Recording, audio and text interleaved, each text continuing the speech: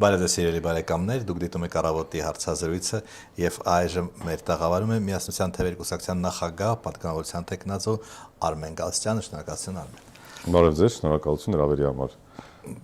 Որպես իրավաբան ուզում եմ ձեզ հարցնել, Կիրակի օրը տեղի կունենան խորհրդանական ընտրություններ, որոնք տեսականորեն 5 տարով կարող են կանխորոշել մեր երկրի կյանքը։ Այլևս համապետական ընտրություններ, եթե որևէ ֆորս մաժոր չլինի, այլևս չեն լինելու։ Դա ճիշտ է։ Եթե իրավաբանորեն, հա, բերեք այսպես ասեմ, ճիշտը սահմանված է սահմանադրությամբ։ Այսինքն սահմանադրությունը այդպիսի համակարգ է սահմանել մեզ համար։ Մյուս կողմից հասարակական հարաբերությունների տեսանկյունից մենք ինքներս ենք որոշում եւ արդեն իսկ որոշել 15 թվականին, որ դա կարծես թե մեզ համար ճիշտ է։ Իհարկե, մենք մի փոքր այլ կարծիք ունենք, արդեն քաղաքական տեսանկյունից եւ մեր անցած տարիների փորձն ուսումնասիրելով, մենք մի փոքր այլ եզրակացության ենք հանգում, որ ոչ, դա ճիշտ չէ։ Եվ նախագահը, հանրապետության նախագահը նույնպես պետք է ընտրվի։ Եվ մեր ծրագրում դա նախատեսված է,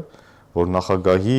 անկախությունը, նախագահի ավելի լիարժեք հարաբերությունների ներգրավվածությունը եւ մեր հասարակության զարգացման այն աստիճանը, որ մենք ունենք եւ մեր ընդհանրապես մենտալիտետը, մեր բնույթը, ազգային նկարագիրը հաշվի առնելով, նաեւ տարածաշրջանը հաշվի առնելով, նմանատիպ համակարգը, զուտ պարլամենտական համակարգը եւ մի քիչ էլ խեղաթյուրված պարլամենտական համակարգը, որովհետեւ մենք ունենք այսօր կայուն մեծամասնության դրույթը նույնպես պարլամենտական համակարգում, որը կարծես թե բերվել է, որպիսի կոմպենսացնի նախագահի ինստիտուտի բացակայությունը եւ երկար ժամանակներ կառավարություն չունենալու, ճգնաժամեր չունենալու հանգամանքը չի համապատասխանում ընդհանրապես մեր պայմաններին։ Անցած 8 տարիները համենայն դեպս դա ցույց տվեցին, որ դառնում է ուղղակիորեն կառավարությունից կախված պարլամենտ, իսկ պարլամենտական հանրապետություններում շատ հաճախ լինում են կոալիցիաներ, որոնք մեկը մյուսին վերահսկում են կուսակցությունները մեկը մյուսին։ Եվ այո, ես կարծում եմ, որ հասարակական հարաբերությունների այն աստիճանի վրա, որտեղ մենք ենք գտնվում, այն տարածաշրջանում, որտեղ մենք ենք գտնվում, եւ ընդհանրապես զսպումների եւ հակակշիռների մեխանիզմի ավելի արդյունավետ իրացման տեսանկյունից մեկ անգամ ընտրություններ ունենալը, համապետական ընտրություններ ունենալը ճիշտ չէ։ Նաեւ այն տեսանկյունից, որ մարդիկ, ժողովուրդը, հասարակությունը 5 տարի դուրս է մնում ընտրական process-ներից, սկսում է ավելի քիչ ներգրավվածնել քաղաքական process-ին եւ հետ է վարժվում կարծես։ Գիտեք, ինձ ամենաշատը դուր է գալիս ամերիկյան համակարգը։ Օրինակ հիմա աշնանը տեղի կունենան կոնգրեսի ամբողջական ընտրություններ եւ մասամբ նաեւ սենատի։ Եթե Ամերիկայի քաղաքացիները դժգոհ են Թրամփից, ապա նրանք հնարավորություն ունեն կոնգրեսում մեծամասնությունը խափանել հանրապետականների, այսինքն եւս մեկ անգամ ստուգվում է նաեւ կառավարության, նաեւ նախագահի, հա, ճիշտ կամ սխալ լինելը։ Այո, ես ձեզ հետ համաձայն եմ, որովհետեւ դարերի ընթացքում երկու դար արդեն մշակված համակարգ է ներդրված ԱՄՆ-ում եւ մի հետաքրքիր կոմպոնենտ էլ կա այդտեղ, որը նույնպես չպետք է անտեսել ԱՄՆ-ի քաղաքական համակարգի հետ կապված նախագահի 2 անգամից անընդմեջ ավել ընտրության բացակայությունը։ Եթե ուշադիր լինենք, սա ԱՄՆ-ից է գալիս։ Առաջին նախագահները հնարավորություն են ունեցել մի քանի անգամ ընտրվելու։ Եվ նրանք հրաժարվել են։ Պարբերաբար հրաժարվել են։ Միակ նախագահը ԱՄՆ-ում, որ 2 անգամից ավել է ընտրվել, եղել է Ռուզվելտը, այո, որը 4-րդ անգամ էլ ընտրվեց եւ պաշտոնավարման ընթացքում մահացավ։ Եվ հենց այդ ժամանակ է, որ երրորդ նախագահության շրջանում ընդունվում է սահմանադրության համապատասխան փոփոխությունը, այդ բիլը, եւ արգելվում է, որպեսզի 2 անգամից ավել լինի ընտրություն։ Իսկ ինչ վերաբերվում է պարբերաբար ընտրություններին, այո, դա ողջամիտ համակարգ է եւ ժողովուրդը, հասարակությունը անընդհատ ներգրավված է լինում քաղաքական process-ում, քաղաքական process-ի մաս է կազմում եւ ինքն իրեն ակտիվ է պահում, ակտիվորեն է վերահսկում եւ ակտիվորեն է իր դիրքորոշումը արտահայտում կուսակցությունների եւ քաղաքական դաշտի նկատմամբ։ Ես ձեզ հետ համաձայն եմ, որ արդյունավետ է այո այդ տեսանկյունից ունենալ նմանատիպ համակարգ, ոչ թե նմանատիպ համակարգ, այլ պետք է մեխանիզմներ այնպեսին լինեն, որ համապատասխանեն տվյալ երկրի ազգային առանձնահատկություններին։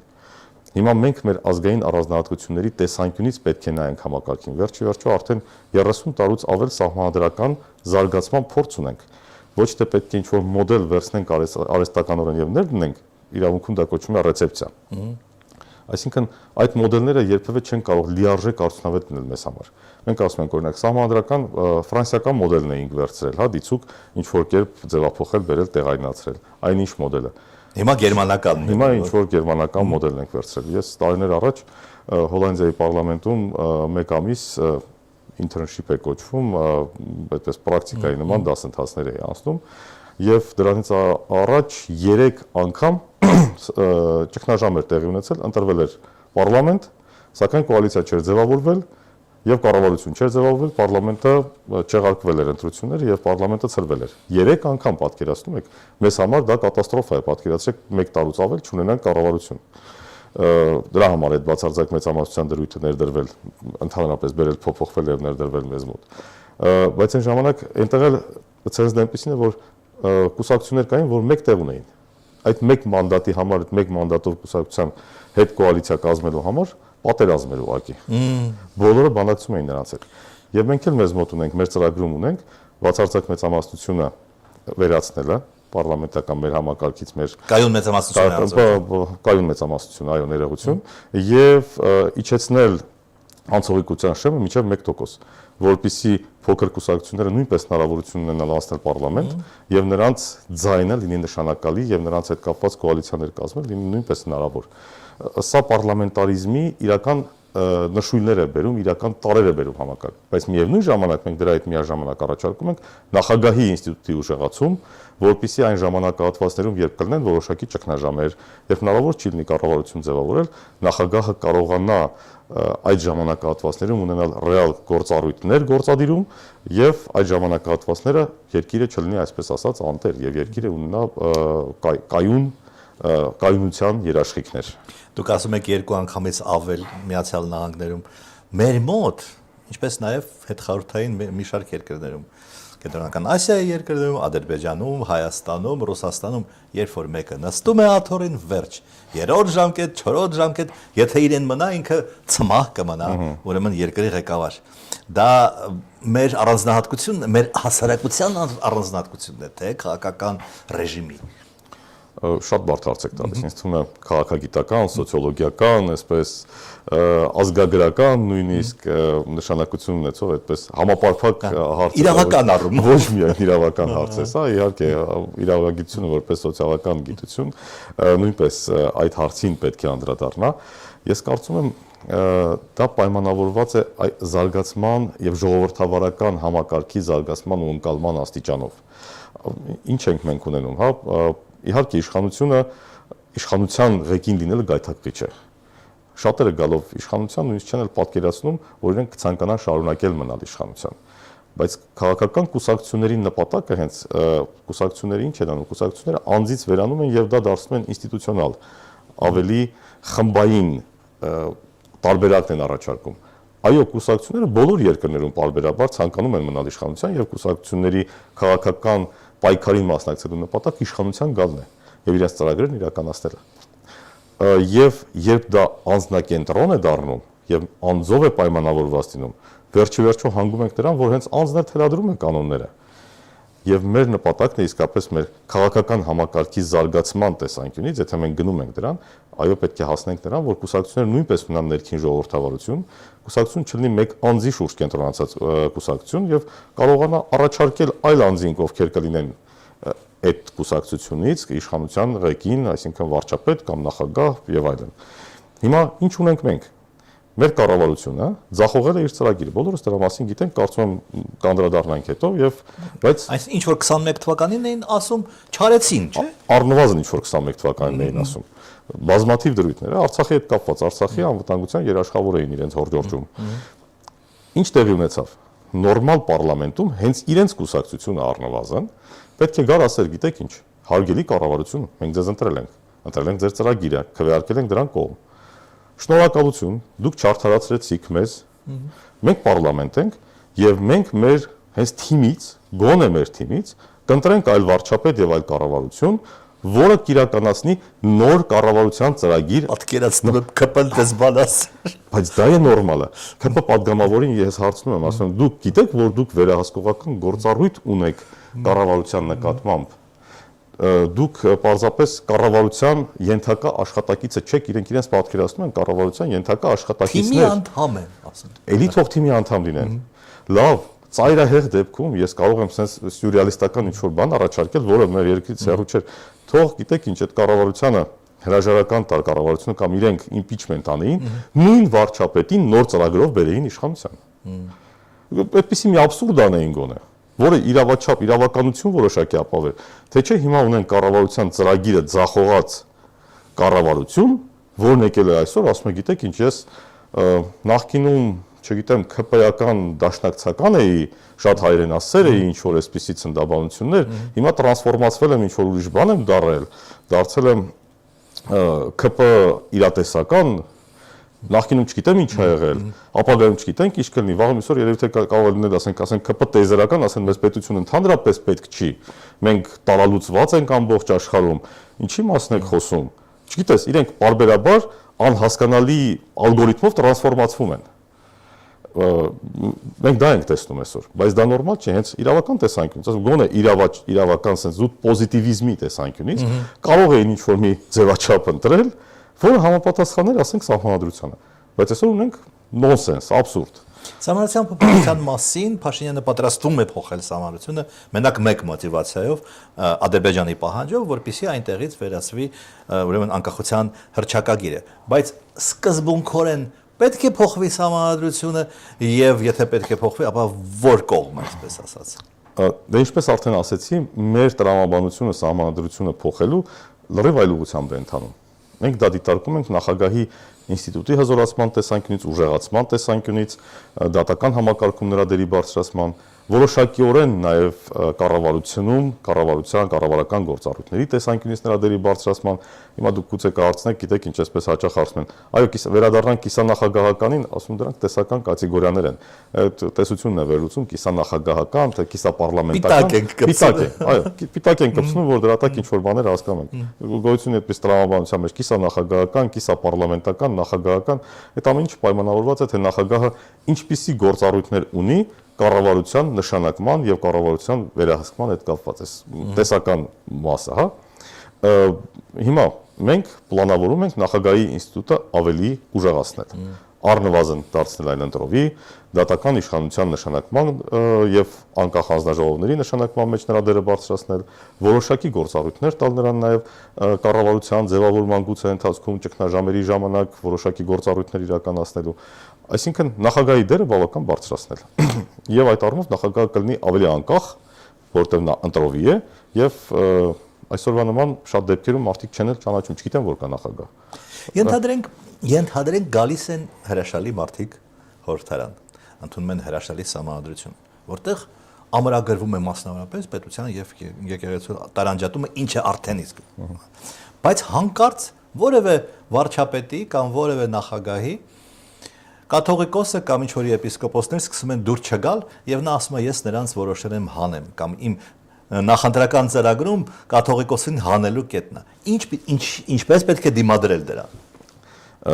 Ուրեմն յուրաքանչյուր օրենք անզոր է, երբ որ կա իրական իշխանության յուրացման միտում։ Այսօր մենք աջ ու ձախ ոտնահարում ենք սահմանադրությունը եւ օրենքները։ Մենք աջ ու ձախ տեսնում ենք այդ տենդենսը, որը նաև անդրադառնում է մարդկանց մեջ, մարդը տեսնում է, որ կա օրենք, կարծես թե այդ օրենքը պետք է լինի, բայց նա ոտնահարվում է, մեկի համար մի ձև է գործում, մյուսի համար մեկ այլ կերպ է գործում։ Սկսում է մարդն ինքն նիհիլիզմով ապրել օրենքի նկատմամբ։ Ինչո՞վ եմ ես պակաս։ Ինչի ես էլ չոտնահարեմ ու միջև այն աստիճան, երբ որ ասում են, չէ, տես քո նկատմամբ այլ կերպ է գործելու, նայ։ Հիմա ձեր հարցին հետ գամ։ Եթե չլինեն իրական զսպումների եւ հակակշիռների մեխանիզմներ, որ երկրում իշխանություն լինի տարանջատված իրապես եւ դատական իշխանությունը իրավապահ մարմինները իրական անկախություն ունենան եւ կարողանան գործողություններ ձեռնարկել իշխանության նկատմամբ, իշխանությունների օրինազանցության նկատմամբ, անընդհատ ունենալու ենք նույն պատկերը։ Մյուս կողմից գործ ունեն քաղաքական պատասխանատվության հետ։ եթե օրենսդրությունը, սահմանադրությունը խախտվում է կամ գոնե ինչ որ բան են ասում, հիմա օրինակ ասում են, չէ՞, մենք գալու ենք իշխանության եւ սահմանադրությունը փոխենք, եկեղեցու նկատմամբ վերաբերմունքը փոխենք, եկեղեցում այսպիսի կանոնների բերենք։ Այստեղ քաղաքական պատասխանատվության հարց է, հասարակությունը նայած ինչպես է դրան նայում, վերջ-ի-վերջո դրան պատասխան տվողը եւ դրա հետևում կանգնած է հասարակությունն է։ Հասարակությունը եթե դա դիտարկում է նորմալ, ուրեմն մենք ունենք հասարակության այնպիսի մի ձև, որը դրա հետ հաշտ է։ Ինձ համար իհարկե դա անընդունելի է, ես դա չեմ պատկերացնում, որ մենք այդ մակարդակում գտնվենք եւ ընդհանրապես տեսնում եմ, որ այսօր հասարակությունն էլ այդպես արձագանքեց։ Ինչի նրանք իրենց հակաեկեղեցական արշավում, հակաեկեղեցական գործողություններում առաջ չընթացան, որովհետեւ զգացին հասարակության չունեն մեծ աջակցություն, այն աջակցությունը, որոնք իրենք ակնկալում էին։ Եվ դա իրենց համար դարձավ ինչ որ կվազի քարոզչական գործողություն, ինչ որ մի պահի եւ այլն, որ դրա մեջ մնացին, չգիտեմ, երևի թե կառավարությունում զբաղմունք չունեին, անելիքներ չունեին կամ անելիքները քիչ էին, որովհետեւ Ադրբեջանը իրենց փոխարեն ամեն ինչ անում է եւ իրենք զբաղվում են եկեղեցով։ Ես ընդհանրապես զարմանում եմ, կա որպես կառավարությունում աշխատած մարդ, որ կարող է կառավարության ղեկավարը, երկրի ղեկավարը այդքան ազատ ժամանակ ունենալ։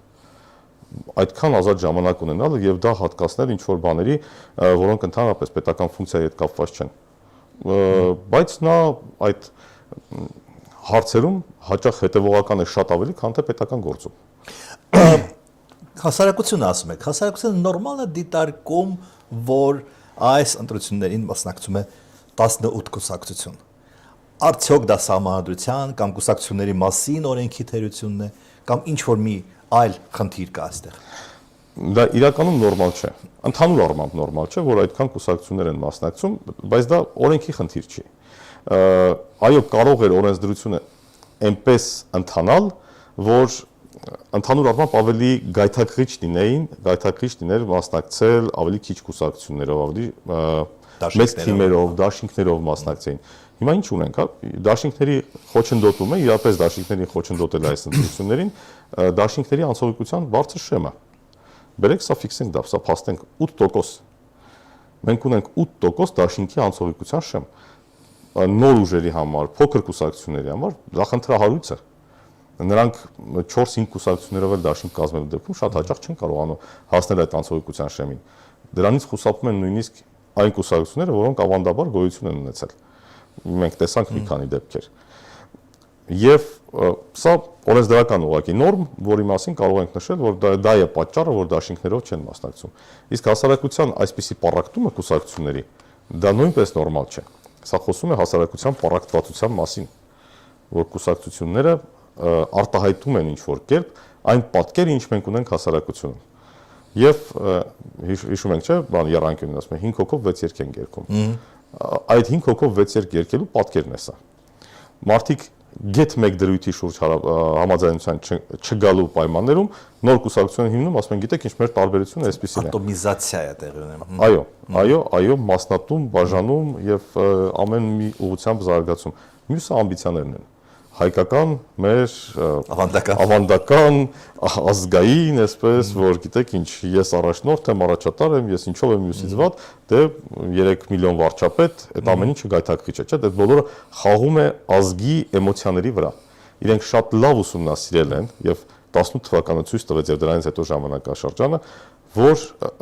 մեր ազգային առանձնահատկությունները լավագույնս ուսումնասիրված են երևի թե օտարների կողմից։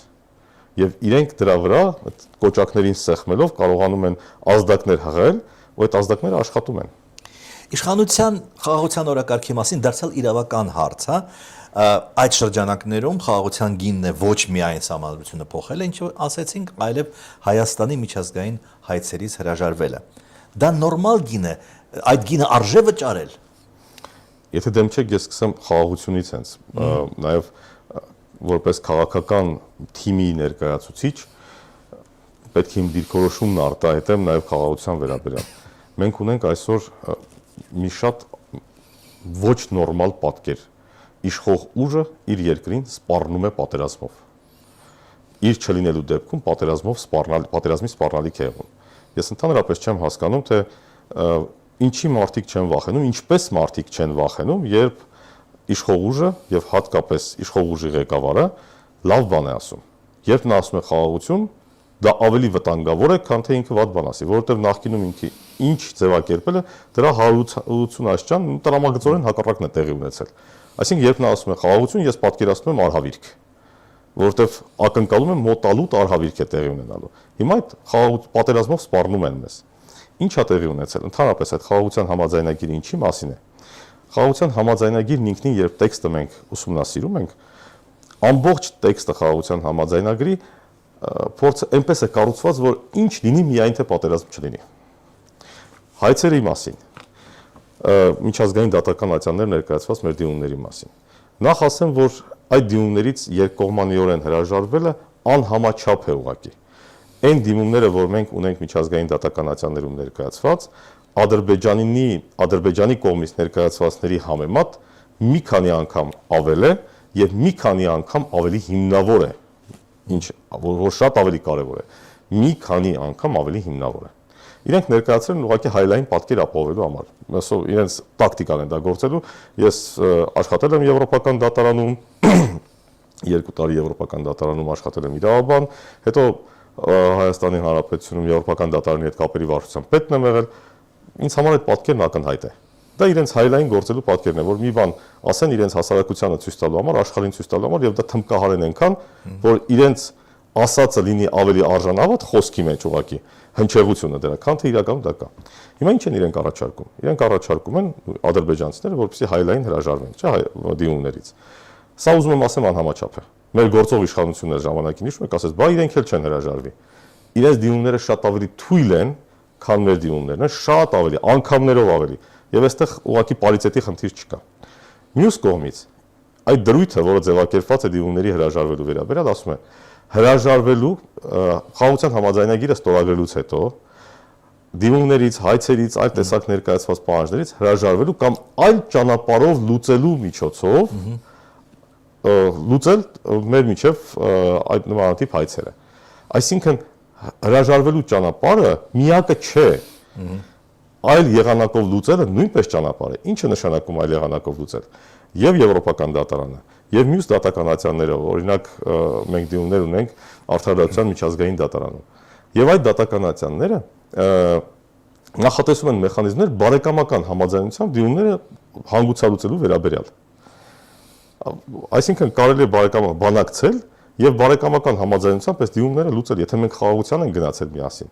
Օրինակ, որոշակի պահանջներ Ադրբեջանը մեր դրված ընդունի, մենք որոշներից հրաժարվենք, այսինքն բանակցային ճանապարհով։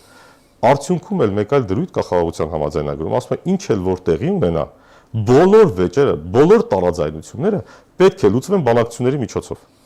Այսինքն այստեղ որևէ պատերազմի սպառնալիք չի կարող լինել։ Այդ Ադրբեջանն է, որ այսօր իսկ արդեն ըստ էության խախտել է խաղաղության համաձայնագիրը լրացուցիչ պահանջների ներկայացմամբ։ Սահմանադրության փոփոխելու պահանջը,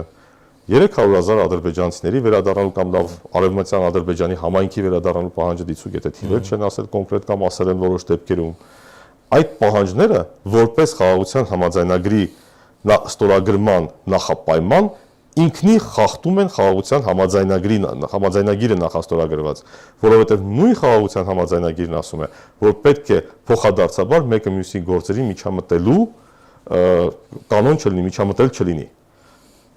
Այսօր Ադրբեջանը պետք է հայտարարենք եւ պետք է ուղիղ ասենք, որ արդեն իսկ խախտել է իր կողմից նախաստորագրված խաղաղության համաձայնագիրը։ Ադրբեջանցիների վերադարձի վերաբերյալ այստեղ նույնպես մի ասիմետրիա կա, որովհետև իշխանությունն ասում է, եթե մենք խոսենք արցախցիների վերադարձի մասին, իրավունքի մասին, նրանք էլ կխոսեն ադրբեջանցիների վերադարձի մասին։ Այսինքն մի кейսը, որը փակ է, որը 91 թվականին փակ է, որովհետև դա նախկին խորհրդային շրջանում տեղի ունեցած իրադարձություններ են։ Նրանք են հայերն են եկել Ադրբեջանից Հայաստան եւ ադրբեջանցիներն են գնացել, այդ кейսը փակ է։ Իսկ այս кейսը փակ չէ եւ միջազգային ատյանները այն չեն համարում փակ։ Հնարավոր է այստեղ սիմետրիա ստեղծել։ Այստեղ սիմետրիա է ստեղծում գործող իշխանությունը իր գործողությամբ։ Նույնիսկ ոչ թե Ադրբեջանը, այլ հենց գործող իշխանությունը, որովհետեւ գործող իշխանության եւ իշխանության կողմից արտահայտված մտքերի կարծիքների նույնիսկ բանավեճերի ընթացքում ոչ պաշտոնական հարաբերություններում առանց ինչպես իրենք են ասում թղթերի, հա, արտահայտած խոսքը ունի ապացուցողական նշանակություն։ Իրենց կողմից սիմետրիա ստեղծելու այդ փորձը եւ տպավորությունը եւ իրենց առաջադրած այդ մոտեցումը բացարձակ կեղծիք է։ Չկա այդտեղ սիմետրիա։ Գոյություն չունի, ես սա ասում եմ պատասխանատու որպես այդ ոլորտում աշխատած մարդ եւ մասնագետ եւ մարդ, ով որ զբաղվում է միջազգային դատական ատյաններ, դիմումներ ներկայացնելով։ Դա բացարձակ կեղծիք է։ Այդ դիմումները, ինչպես դուք շատ ճիշտ նկատեցիք, որոնք 91 թվականի գործերը միջազգային դատական ատյաններում այդ գործերը փակ են ուղղակի։ Եվ Արդարադատության միջազգային դատարանը, եւ Եվրոպական դատարանը, ասեն դրանք ժամանակավրեպ դիմումներ են։ Ադրբեջանի կողմից ներկայացված են եղել դիմումներ, մի գործով ադրբեջանական գործով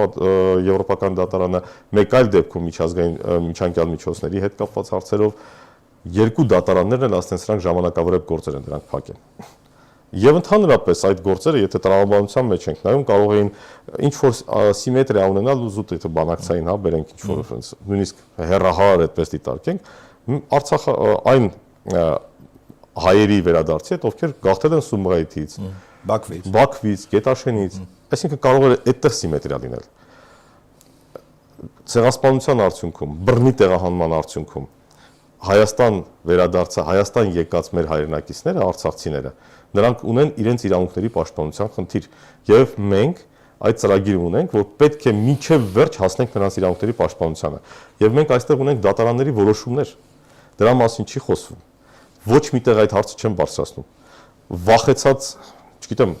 վախկոտի պես ոչ միտեղ այդ հարցը չեն բարձրացնում, եւ եթե ասում ես, որ մենք ունենք այսպիսի որոշումներ, որոնց մասին պետք է խոսենք, ասեմ, վայ, Ադրբեջանը կհարձակվի։ Ադրբեջանը կհարձակվի երբ ուզի։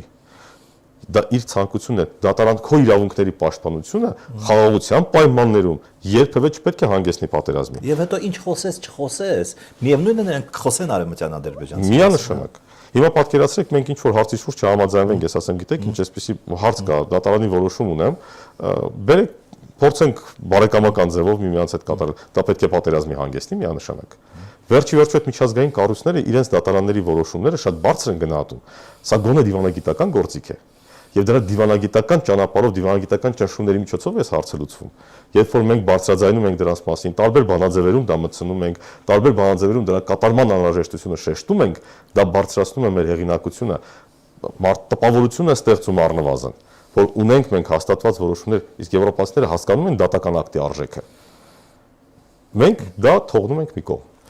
Վերջին հարցը, ինչպեսի մթնոլորտում է անցնում, ուրեմն նախընտրական պայքարը, մի կատակ կարդացի, բավականին դառը կատակ, ասում եմ մինչև ընտրությունները մնացել է 5 բարեկամ, 1 ազգական եւ 1 հարևան։ Այսինքն բարեկամները, ազգականները, հարևանները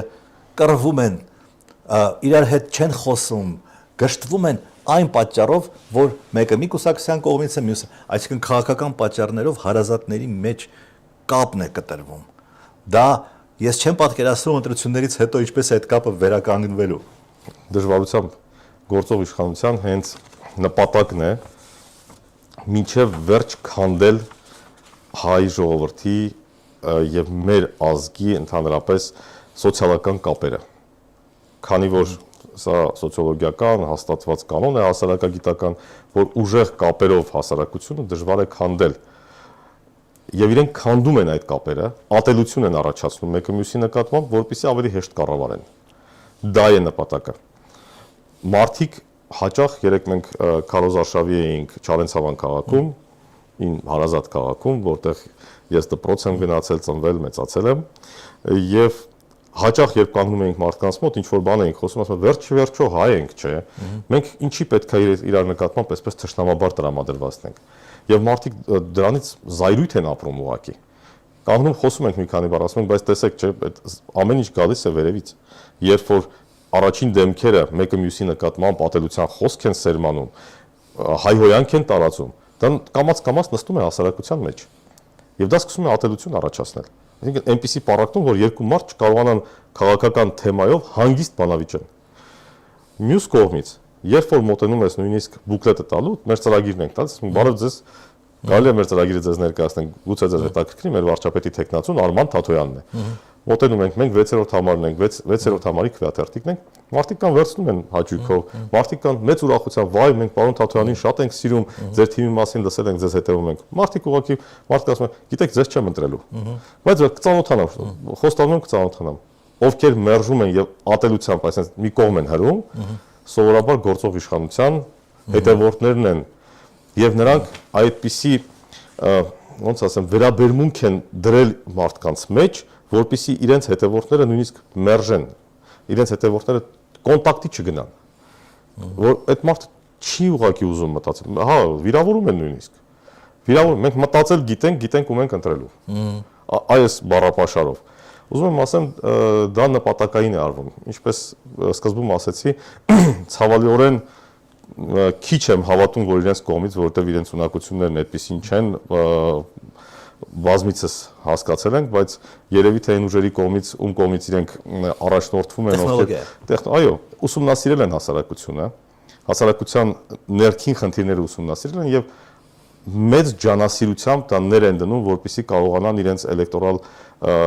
ուժը, իրենց էլեկտորալ զանգվածին պահեն իրենց կողմը եւ ընդհանրապես նրանք կոնտակտի չգնան, որպեսզի այդ մարդիկ քննարկման մեջ չմտնեն, մտքները չփոխեն։ Սա տեխնոլոգիա է ներդրված, որը ցավալիորեն կիրառվում է եւ այո, մենք այն տեսակետն ենք, այն մտքի կողմնակիցն ենք, որ պետք է հասարակության մեջ այս պառակտումը վերացնենք առաջին հերթին։ Մենք չունենք այդ շռայլությունը։ Փոքր ժողովուրդ ենք, ամբողջ աշխարհում տարածված մեծ պոտենցիալով։ Այդ ողջ պոտենցիալը պետք է անկախ քաղաքական հայացքներից, անկախ տարբեր հարցերի շուրջ մոտեցումներից, անկախ նախկինում դրսևորած անձանց վարքագծից հաճախ, հա, իհարկե կան կարմիր գծեր, կան սահմաններ, բայց պետք է կարողանանք ողջ ուժը գեներացնել, բերել եւ կարողանալ ուժեղանալ։ Միտքը պետք է աշխատեցնենք եւ մեր մոտեցումներն է, որ պետք է ամեն ինչ լինի գիտելիքահեն, գիտականորեն հիմնավորված, գիտությունն ու գիտելիքը պետք է կոորդինացնենք եւ դրա վրա հիմնված գործողություններ կատարենք։ Ոչ թե այս պահին ելնելով ինչ որ ինչ են ասում, կրակ հանգցնելու միջոցներով որոշակի բաներ անենք եւ հետո պարզվի, որ սխալվել ենք հաճախ։ Մենք կողմնակից ենք համախմբման եւ մեր մոտեցմամբ, մեր խոսույթով նկատած կլինեք Արման Թաթոյանի խոսքը նաեւ անընդհատ խրախուսում ենք դա, անընդհատ խրախուսում ենք համերաշխությունն ու միասնությունը, ինչպես միասնության թևերը այո, հենց դրա համար ենք այդպես կոչել, հենց դրա համար է այդպես կոչվում, միասնության թևերը դա խրախուսում է։ Շնորհակալություն հետաքրքիր զրույցի համար։ Ձեր շնորհակալություն, պարոն Աբրահամյան։ Սիրելի բարեկամներ, ես հիշեցնեմ, որ ես զրուցում էի Միասնության թևեր կուսակցության նախագահ, պատգամավորի տեխնազո Արմեն Գալստյանի հետ։